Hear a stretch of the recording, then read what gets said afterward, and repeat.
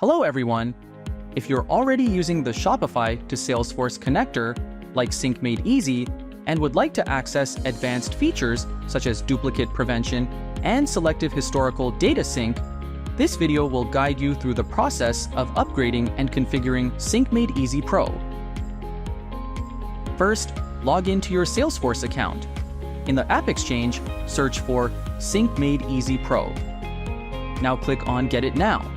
You can install it in your preferred org and choose the level of user access as needed.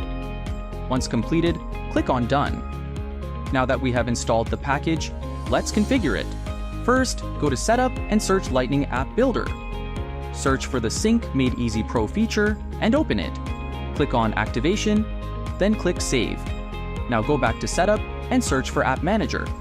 Again, search for the Sync Made Easy Pro and click on Edit.